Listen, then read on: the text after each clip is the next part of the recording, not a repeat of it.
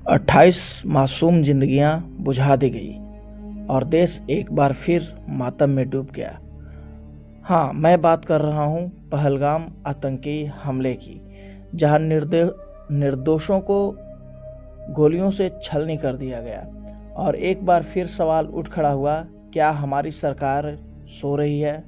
क्या देश की सुरक्षा व्यवस्था मर चुकी है? क्या हम हर बार सिर्फ मोमबत्ती जलाने और ट्वीट करने के लिए ही रह गए हैं? कब जागेगी हमारी ये सरकार? ये हमला कोई छोटा हमला नहीं है, या ये हमला कोई छोटा मामला नहीं है। ये सीधे सीधे हमारे देश की संप्रभुता, हमारे लोगों की जान और हमारे भरोसे पर हमला है। और अफसोस की बात यह है कि न तो प्रधानमंत्री सामने आकर बोले, न कोई इमरजेंसी मीटिंग हुई, न कोई एक्शन हुआ, बस एक औपचारिक बयान और खामोशी। क्या 28 जाने सिर्फ आंकड़े हैं? क्या ये देश की जनता की जान की कोई कीमत नहीं है? हर बार एक पैटर्न होता है, हमला होता है, कुछ नेता शोक जताते हैं, कुछ एंकर चिल्लाते हैं, फिर कोई फिल्म बना दी जाती है। लेकिन इस बार देश पूछ रहा है, फिल्म नहीं चाहिए, एक्शन चाहिए। फिल्में तो हर बार बनाई जाती है, इस बार रियल का एक्शन चाहिए। हम थक चुके हैं सर्जिकल स्ट्राइक जैसे जुमले से। हमें चाहिए एक ऐसा भारत जहां आतंकवाद की हिम्मत ना हो कि वो हमारे घर में घुसकर हमला करे। आज देश की जनता गुस्से में है, आहत है और सबसे ज्यादा टूटा है भरोसा। जो सरकार हमें 56 इंच के सीने का सपना दिखाकर सत्ता में आई है, वही सरकार आज 28 लाशों पर चुप है। कहाँ है वो जीरो टॉलरेंस पॉलिसी?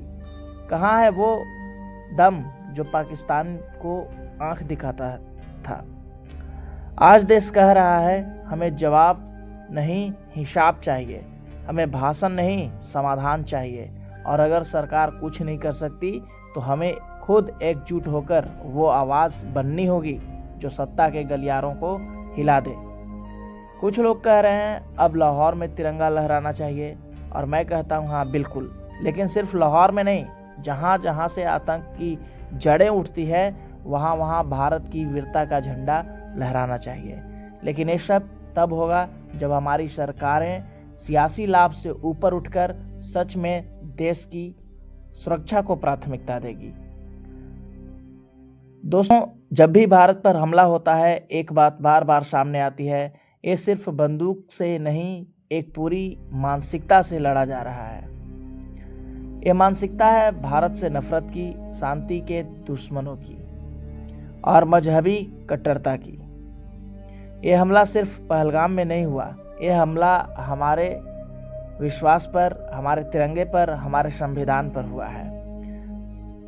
पाकिस्तान और कुछ आतंकी संगठन सालों से जिहाद के नाम पर जहर फैला रहे हैं। मदरसे, मस्जिदें, सोशल मीडिया, हर जगह से युवा ब्रेन वॉश होकर बंदूकें उठाने को तैयार हो जाते हैं। पर क्या सरकारें इस नेटवर्क को तोड़ने के लिए ईमानदार है? क्या हमने सिर्फ सीमाओं की सुरक्षा को ही देशभक्ति मान लिया है और आंतरिक सुरक्षा को भूल गए? कश्मीर में नेताओं को देखिए, कभी कोई अलगाववादी की भाषा बोलता है तो कोई आतंकवादियों को भटका हुआ नौजवान कह देता है। देश के अंदर ही गद्दारों की फौज तैयार हो रही है और हमारी सरकारें क्या कर रही है? चुनाव के समय भाषणों में पाकिस्तान को ललकारना और बाद में शांति की बात करना। ये दोहरा चरित्र कब तक चलेगा? देश आज पूछ रहा है, क्या कश्मीर सिर्फ चुनावी मुद्दा है या देश का अभिन्न अंग है? हमारा मीडिया भी कम नहीं है। हमले के 24 घंटे बाद ही टीवी पर फिर वही बहसें, वही देशभक्ति के ड्रामे और फिर नया सीरियल, नया विवाद, नया मुद्दा खड़ा कर देता है। क्यों नहीं होती सतत जांच पड़ताल? क्यों नहीं दिखाया जाता कि हथियार आए कहां से? क्यों नहीं उठते सवाल कि हम बार बार चूक कैसे जाते हैं? क्योंकि आज मीडिया का एक बड़ा हिस्सा टीआरपी की भूख में राष्ट्र धर्म को भूल चुका है। सच दिखाना बंद कर दिया है। अब सिर्फ बेचने का दौर है, देशभक्ति बेचने का, शहादत बेचने का। हम जनता क्या कर सकते हैं? अब सवाल उठता है कि हमारी सबसे बड़ी ताकत है हमारी आवाज़, हमारा वोट और हमारी एकता। सोशल मीडिया पर जागरूक बने, झूठी खबरों से बचें, देशद्रोही सोच वालों का बहिष्कार करें, चाहे वो कोई नेता हो, कलाकार हो, धार्मिक नेता हो। सरकार से सवाल पूछें। चुप रहना देशभक्ति नहीं, बेवकूफ़ी है। वास्तविक देशभक्तों को समर्थन दें, जो बातों से नहीं कर्मों से देश की सेवा करते हैं। अब वक्त है कि भारत सिर्फ लाल किले से भाषण नहीं, बल्कि कराची, मुजफ्फराबाद और लाहौर में जवाब दे। वो जवाब जो दुश्मन की नींव हिला दे।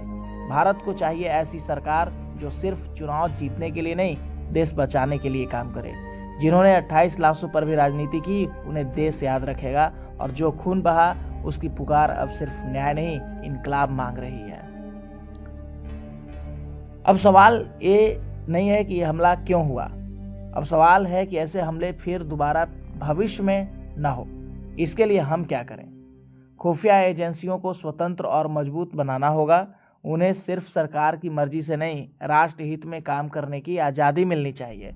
आतंकवादी अगर हमारे देश में घुसने में सफल हो जाते हैं तो समझ लीजिए कि कहीं न कहीं सिस्टम में बहुत गहरी सेंध लगी है। देशद्रोही विचारधारा पर कानून से नहीं, राष्ट्रीय एकता से हमला करो। हर नागरिक को यह समझना होगा कि देश से बड़ा कोई धर्म, कोई जाति, कोई विचारधारा नहीं। देश में रहते हुए अगर कोई पाकिस्तान जिंदाबाद के नारे लगाता है तो वो आज़ादी का नहीं, गद्दारी का फायदा उठा रहा है। सरकार से जवाब मांगना हमारा अधिकार है, गुनाह नहीं। अगर हम हर बार सरकार जाने अपना काम कहकर चुप हो जाएं तो समझ लीजिए कि हम भी उतने ही दोषी हैं जितना वो लोग जिन्होंने आंखें मूंद ली हैं। हाँ, अब भी देर नहीं हुई है, लेकिन ये आखिरी मौका है। देश अब बहानों से नहीं, नतीजों से संतुष्ट होगा। प्रधानमंत्री मोदी जी, अगर आप सच में 140 करोड़ भारतवासियों का दिल जीतना चाहते हैं तो अब वक्त आ गया है। 28 शहीदों के लहू का बदला लीजिए। फिल्मों की शूटिंग बंद कर दीजिए, दिखावे की देशभक्ति बंद करिए। अब गोली का जवाब गोली से देना सीखिए। अब बात सिर्फ सरकार की नहीं, अब बात हर भारतीय की है। देश खतरे में है, सीमा पर भी और संसद के भीतर भी हमले बंद नहीं हुए हैं, हम चुप हो गए हैं। अब वक्त आ गया है कि हम नफरत फैलाने वालों से डरना बंद करें। हम धर्म, जाति, क्षेत्र से ऊपर उठकर सिर्फ भारतीय बने। हम हर शहीद की शहादत को सिर्फ खबर ना बनने दें, उसे संकल्प बनाएं। एक आखिरी देशभक्ति की पुकार। तिरंगा सिर्फ कपड़ा नहीं है, एक जिम्मेदारी है। तो चलिए उस जिम्मेदारी को निभाइए। जो सैनिक सरहद पर लड़े, हम संसद पर नजर रखें। जो देश के लिए मरते हैं, उनके लिए हम जिएं। और हाँ, अगली बार कोई आतंकी हमला हो तो सोशल मीडिया पर सिर्फ RIP ना लिखें, अपना गुस्सा लोकतंत्र की ताकत में बदलें। लोग कहते हैं लाहौर में तिरंगा लहराना चाहिए, मैं कहता हूँ लहराना चाहिए, लेकिन गोलियों से नहीं, गौरव से।